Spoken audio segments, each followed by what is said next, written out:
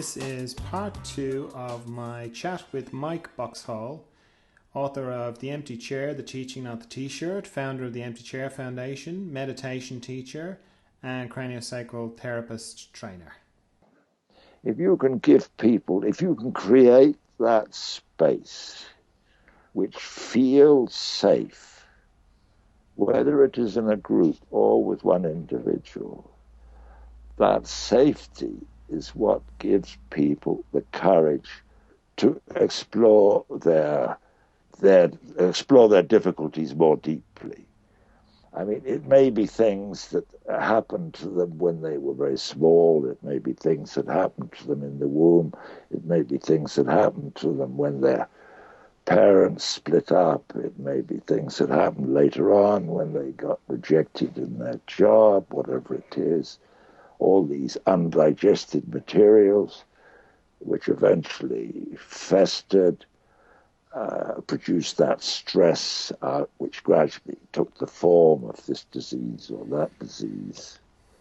If we can allow them to create that space in which they can dare to explore that, rather than burying it, they can begin to re-empower themselves by maybe wondering why I am still being reactive at the age of 65 to something that happened to me when I was 2. Yes, it happened to me when I was 2. And yes, it is not happening now. And yet I have built up patterns of being, ways of being, patterns of behavior, the way I react to things. If only I come into awareness of that, I will see that is something I'm doing right now. As soon as I can see that that is something right that I am doing right now, maybe a little door opens that I could stop doing that right now. Maybe instead of blaming my parents or blaming fate or blaming somebody, I could see actually, yes, that happened. And yes, I am still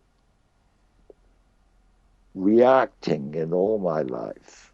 I'm even thinking in a way that is a product of something that is no longer there.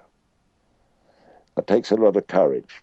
Yeah, and a lot of trust, really. Trust is the I big think. operating word, John. Trust is the word that hangs over the whole thing. It needs hanging up on my ceiling in 12-foot letters, yes. Because I think it starts with trust. They trust you, the person they're coming to see, and then ultimately they have to trust themselves, because if you're doing it right, you're not going to be doing anything except holding the space and holding them. And then ultimately they've got to trust themselves that they're going to get whatever they want, or get, that it's going to work out for them. I think that's right, John. I mean, I'm absolutely sure you're right. And you said they start by trusting you. And why would they trust you? I mean, they will trust you if you are as honest as you can be about yourself. So I would like to see therapists being less knowing and a little more vulnerable. A little less knowing, is that what you said? Yes, I did say that. A less knowing and a little more vulnerable. Because if we're talking about working at the deep level, it isn't facts that are interesting. It is reality that is interesting. Why, and this is part of the bit I learned from babies, why do I trust this person and not that person? I trust this person because I can see that they are truly a human being, and I can stop wondering if they're clever enough, because they are real enough and not hiding behind some kind of mask like, Well, I don't know. I saw a surgeon the other day, and I'd got no idea who the person was. I'm sure he was pretty clever at what he did, but I never felt comfortable because I didn't know who he was. I couldn't feel him. You went to see a surgeon yourself. Yes, I did. Yes, I had a cataract done. Oh right, yeah. So when you were in the room with them, you couldn't get him. I couldn't get him. No, no. So I could never really let go, if you see what I mean. Yeah. I mean, that could be somebody from absolutely any walk of life. I just happened to mention the surgeon because it was there right now as something that happened just a few weeks ago. But it could be anybody. But I think it's particularly hard for doctors and surgeons because I think a lot of that is defense because they're trained in a very mechanistic way. It's like they're trained how to work in a very mechanical way with something that's very mysterious and it doesn't behave like a machine really. And it must be really hard for them to function like that because it's very hard for them to be authentic and genuine and basically go, Jesus, I don't know what's really happening here. I don't know why you got better. I think it's because of this, but not really. I don't know. They can't. There's no space for them to do that. I agree. I feel extremely sympathetic for that. The whole system puts them in that place, doesn't it? I remember talking for a while to a group of senior doctors and nurses and explaining something about this work to them in a hospital in Spain. And there were about 100 doctors came along and nurses and gave up their siesta and their lunch break. So we chatted away to each other for a couple of hours, and there were these grisly, rather fearsome-looking senior nurses sitting in the front row, and a few doctors. They'd obviously seen a lot of service and seen it all come and all go. And bless their hearts, they were in tears. And they said, if only medicine could be like this. And I really felt that, what they were saying. Yeah, that's a really beautiful image and a really sad image at the same time. I was nearly in tears when they said that. And I think I said, maybe we can make it so. And, and left them with that. We'll see. What do you think of the whole pharmacological industry? I think has a lot to do with perpetuating that side of thing, like this whole vaccination debate that's been going on since vaccination, I don't know, since it was invented it seems, but it seems that you've got real people doing the work like the doctors and nurses, and then you've got this other thing, this big pharmaceutical industry that's is psychopathic really in the way it acts. It doesn't care about anything except the money, so keep taking the drugs and keep pushing that agenda. Sure. So, I mean, you've just given an example, John. If you think a bit about that, what you just said, that wanting more money, isn't it? I mean, a lot of it's about that. And what is that? Accumulation, that's masculine. So everything you say like that just confirms what I'm saying, is that there is a materialistic superabundance. In other words, that is what I call the masculine takeover. Those nurses, whether they were masculine or feminine, whether they were men or women, is not important. They were feeling in themselves the poverty of the feminine in what they were allowed to do. Yeah. At least that's the way I see it. So, do you think then what you were saying about world leaders, and it doesn't matter whether they're men or women, because there's a lot of talk at the moment now that Hillary Clinton has announced her candidacy in the States, which is bringing up a lot of this question of, I saw somebody said there the other day, Okay, so because it's a woman, now we're going to be talking about pantsuits and hairstyles. Whereas if it was a man, we wouldn't. And this whole question of feminine, do you think it's not going to make any difference or not? I think Hillary is a great operator. I don't know. I don't want to get involved in somebody else's politics, but I hope she can hold her ground because I think she has a very good brain. I think she knows what she wants, and largely what she wants comes from the right place. Whether she's able to hang in there and get what she wants is the same question that people have asked about Obama. It was fantastic that he, as the first black man, now we may have the first woman, and so on and so on. But they both have the same difficulties. It's got nothing to do with talking about hairstyles, and the press may latch on to that. The press may keep on latching on to what she was wearing and what colour fingernails she had. And I'm not the slightest bit interested in that. But whether she can perform well as a leader of a great power isn't going to come from what she wears, obviously. But it is demanded of somebody in that position at the moment that they have a strong sense of the masculine in them. You have to. So it doesn't matter that she's a woman; she's still kind of operating in a masculine paradigm or structure. Because she's a woman. In a way, she's got a double difficulty. She's got the difficulty that everybody has of counteracting the regressive redneck part of the country on the one hand, but on the other, I mean, she's got to make a balance, hasn't she? But I mean, you've got two parties basically, so she's got to hold a balance between two parties. We've gone into something quite weird here. I mean, weird for us, which is everything is going to depend on combinations, on multi-parties, which is quite interesting because it has to lead to cooperation between somebody and somebody anyway.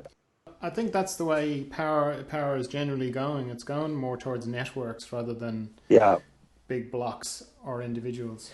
Yeah.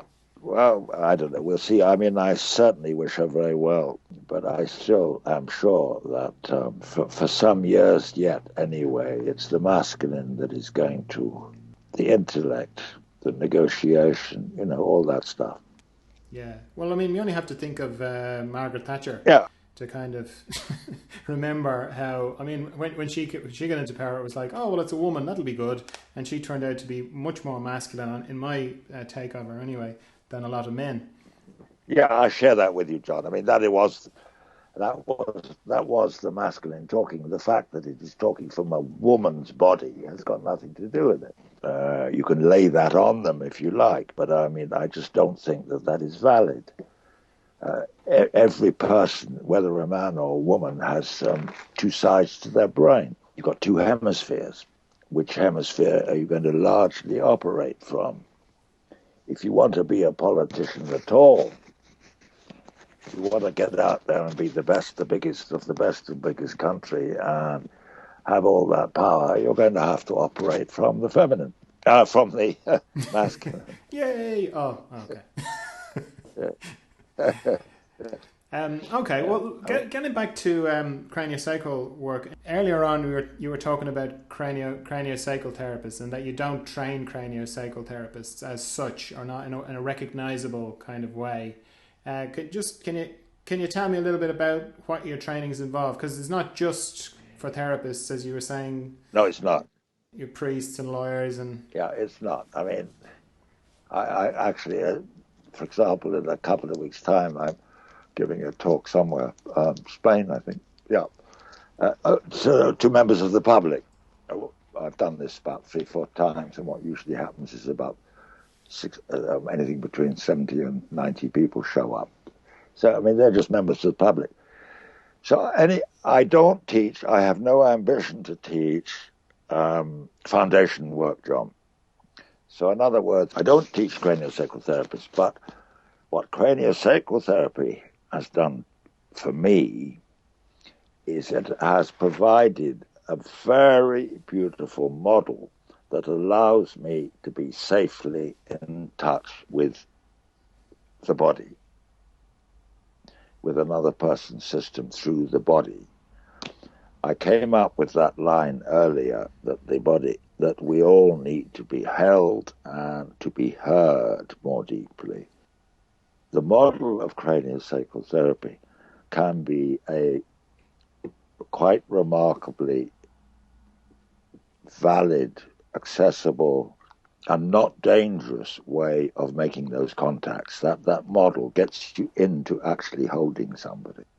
Can you just explain what you mean by danger? What would be a danger? Well, I mean, you can't go up to somebody in the street and put your hand on their ass, can you? Well, it depends on how fast you can run away. Exactly. So many people find that to be held is threatening unless you know extremely well or are a blood relation. Even then, there are sometimes tremendous boundaries about how you can hold people. Right. So going to a therapist is the framework that safety is Yes. kind of hung on. Is that what you mean? So it makes it, it's a societally acceptable way of getting in physical contact with somebody. So what I offer, first of all, I started with craniosacral therapists. What I offered to them was maybe a way of letting go of some of the limitations that were put on us when we were all at school. I mean, cranial school, in this case. Can we go a little further? Can we take craniosacral therapy as being not only a model for working with physical complaints, working with psychological or emotional dis-ease? Can we take it from that to being a way of exploring the level of the spirit?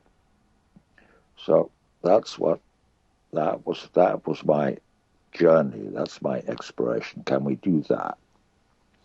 Can we take it to that level? I do believe we can use that model to go to a much deeper level, and that will gradually involve surrender of the techniques that got us to our starting point. Does that make sense? Yeah, it does. So do you think then that it's important? I noticed on your course that you don't take people from scratch. You don't do this foundation work, as you call it. So you think it's important for them to learn the techniques to start off with, that you have to have a framework to launch yourself off into the mystery? It is important in life to have a framework. But yes, I do think it's important to have a framework, not to be rattling around like a loose cannon. Having got the framework, can I go to a deeper level? So I've mentioned working with various professions.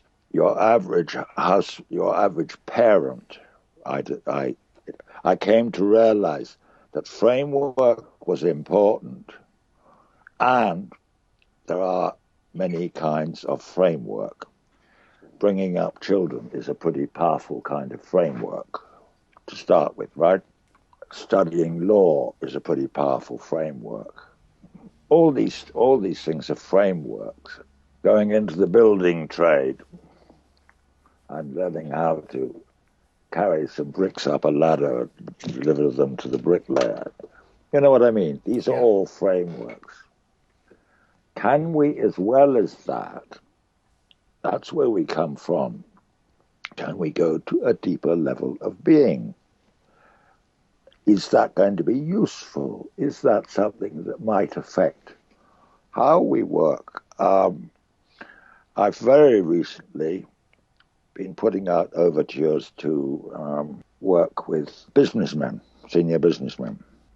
If you're running a company, would it be useful to experience a little bit more how you are coming, where you are coming from when you're running that company, not just the bottom line on the balance sheet? Would that be useful? How is that going? Are they responding? I am working with some. Yes. I haven't yet got together a course of exclusively those people. Somebody is working on it, but I have had some joining in on courses. Yes, and it's been very powerful. In fact, in some cases, it's been quite shocking. For you or for them? For them to realize. Okay. I think I'm talking about them in this case. Yeah. So then, if you were talking to a young person who's like heard about craniosacral and they're sort of interested in it, from what you're saying, you're saying it doesn't really matter what foundation you do, it doesn't matter who you train with to begin with, to build up that framework. Or do you have preferences? Do you think some trainings are better than others, or? No. The kind of thing I tend to say is have a look around, see what's available for you. Use your gut feeling about who suits which of those teachers feels right for you, and go for it. Right. Because something in you're looking for resonance. Yeah. I've found as well it's helpful to say to people that, talk to the graduates, talk to people who've come through that training and look at the results they're getting and see are those the kind of results you want, you're interested in. That's all that. That's the stuff. That's the stuff. Yes, John, I definitely go for that. Yeah. I may have friends who teach this or teach that, but who's to say that is going to have any resonance at all with this young guy that you've just described? Yeah. What resonates for an 85-year-old man may not resonate for a 21-year-old woman. Yeah. So we're beginning to touch on intuition again. What feels right for you? Yeah. Don't bother about why, just what feels right for you. And trust. Goes back to trust again. Yeah, it goes back to trust. Everything goes back to trust for me. Do you think, it's hard to, for want of a better word, healing or working with people in this way, do you think it's an art? Okay, let me think about that for a moment. I suspect, I don't know. I mean, you just asked. I don't think anybody specifically asked me quite that question. I don't think I think I'd probably want to say yes. Good, okay. I don't think you can either learn it or teach it, to be honest. I go back to what I said before. You can't teach it, you can't learn it, but you can present conditions in which people might discover it for themselves. And what we're talking about is the Odysseys. We're talking about the journeys that the Greek heroes took, you know what I mean, into the cave and had to cut the heads off the Minotaur to get at the treasure, whatever it is. And of course, the Minotaur is themselves, and the treasure is also themselves, and the journey is also themselves, and that's what you have to discover for yourself. Yeah. The reason I asked you about it as an art is that I see a lot of parallels between craniosacral school and art school, in that you can, learn how to do the techniques of art, but you can't be taught how to be an artist. And in the same way, you can learn how to, do all the techniques to do a craniosacral, but the artistry, it sounds like what your courses and what you teach is a lot to do with discovering your own artistry or art, the sort of genius inside you. Exactly that, John. Yes, I was working with a very lovely young concert pianist last week. Exactly that. I can't teach you how to play the piano, but we totally agreed on these notions of it. You get past a certain point. You've got your techniques, which you spoke about earlier. You've got all those. Whatever the techniques are in doesn't worry me. But then you have what you call the genius has to emerge if you're going to do it really, really, really well. Now, the genius can't emerge when you're too cluttered in all this stuff. You've got to ingest it, digest it, until you become it. Then the genius can express itself. Brilliant. Tell me about your book, The Empty Chair, The Teaching, Not the T-Shirt. Is that an embodiment of everything you've been saying, or is it different? No, it's not. It's not. It was my first attempt at trying to put something into writing that actually I realize I can't do. But I suppose in many ways, it was my way of putting down on paper the fact that the whole thing is an exploration, and I don't know anything until it appears. I don't know what I'm going to say until I say it. But I am getting better once I get going. After a certain hesitation in the beginning, I'm getting better in this trust business that you're talking about. I will tell you this.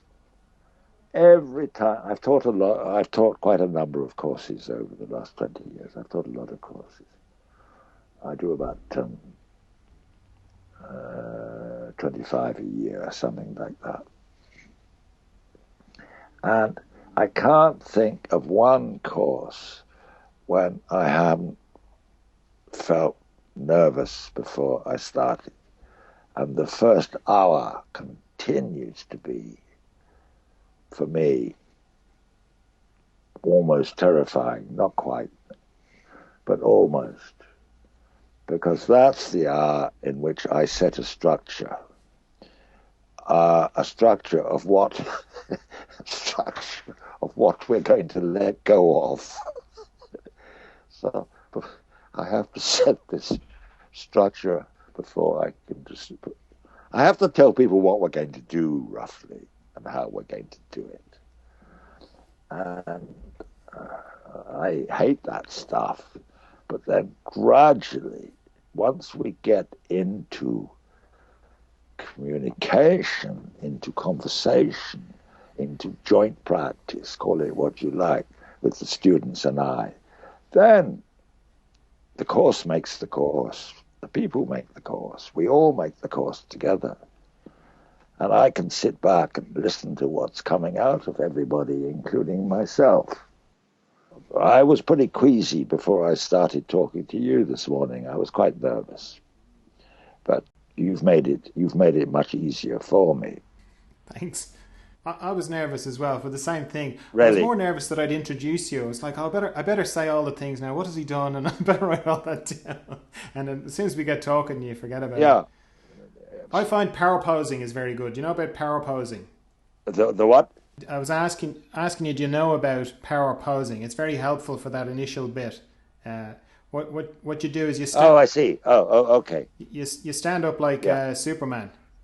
So you stand with your hands on your hips, and that switches your brain chemistry, and you relax, and you feel confident that you can do the next thing easy. Oh, right. Okay. Okay. There's a great TED talk about it. I've got a weird image of myself doing that. I mean, one of the reasons I would say that I wouldn't do that is because that being nervous or insecure is actually part of my teaching. Right. So that's part of the nakedness as far as I'm concerned.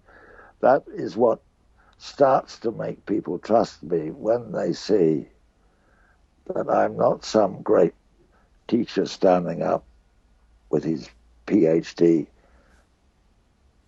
beating me into intellectual submission, and something like that. Right. So it sounds like it's the teaching version of what you were saying about treatment, where you don't start off to do something to them. You're basically going, oh, well, look, I don't really know what's going to happen here, but sure. It'll all work out the best. I mean, it goes back to that thing about babies. You can work with babies if they trust you, if they can see you. I mean, really, if they can see you, if they can look into you, they're actually not seeing you, they're seeing themselves, they're seeing who you are. But if you try and work with a small baby with a mask on of being a teacher of babies, you won't be able to do much with them. No, I totally get what you mean. I often felt like with babies, treating babies or working with babies is like almost asking them for help. Exactly. Because generally you've got the parents in the room. You've got all this pressure, and you're like, oh, Jesus, I don't know what's going on here. I'm here.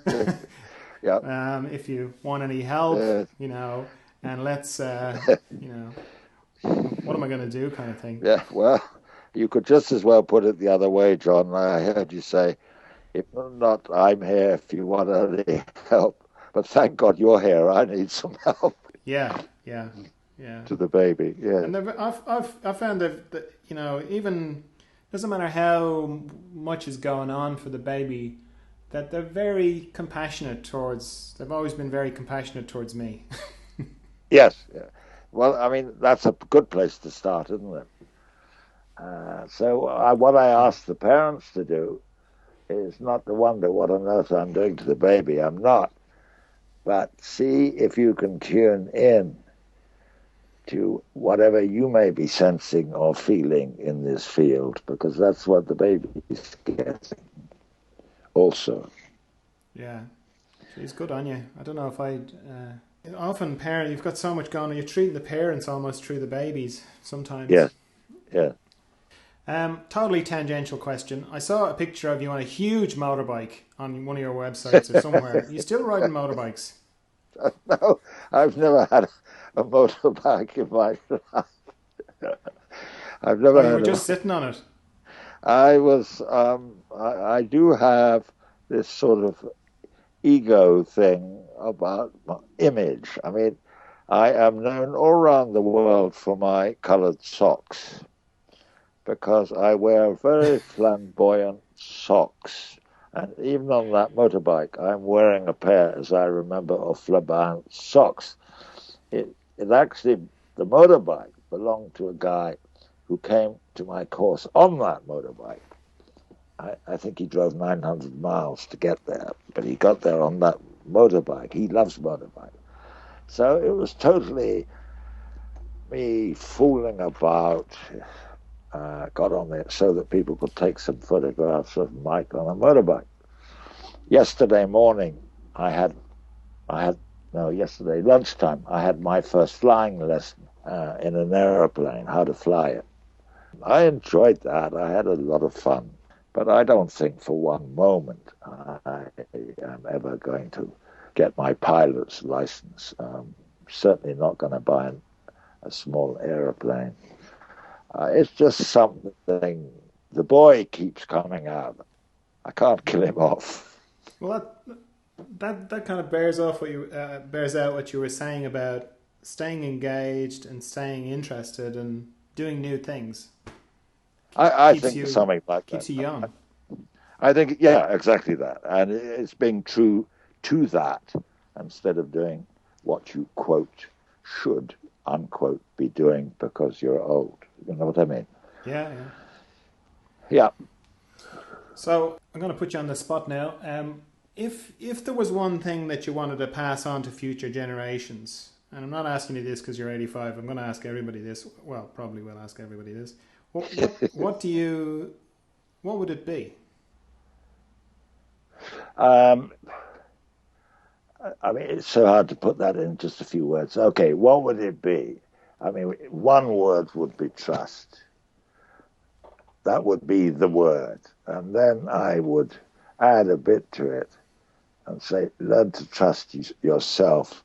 You really are a beautiful person. Try to come from that level. And then find it in the other. It's got to be that. Try it that way round first. That sounds pretty good. Try to love yourself, because that is where you're going to be doing your work from. Very good. So how can people get in touch with you, Mike? Oh, okay. I'll give you 2 websites and 1 email address. So there's some mboxhall@stillness.co.uk, which that one you have, obviously, because you've emailed me. Then there are 2 websites. One is basically a course website, which is World Wide Web, stillness.co.uk, yep. And the other one is World Wide Web, the Empty Chair Teaching Foundation.com. And that is more or less a blog. That's where I put thoughts and stuff up, little essays and stuff. And it's people can respond to them if they want to. Okay, so the main teaching one is the stillness.co.uk one, and then the blog is the Empty Chair. That's the one I say what I'm doing and where I'm doing it and all like that. And the Empty Chair is more of the kind of philosophical blog thing about the work as I see it at that particular moment, yes. Okay, so if someone wants to do one of your trainings or one of your courses, they can go onto the stillness.co.uk one and find sure. That's when the you'll one be for in that, their part yes. of the world, in your private jet, yes, man. that you're flying.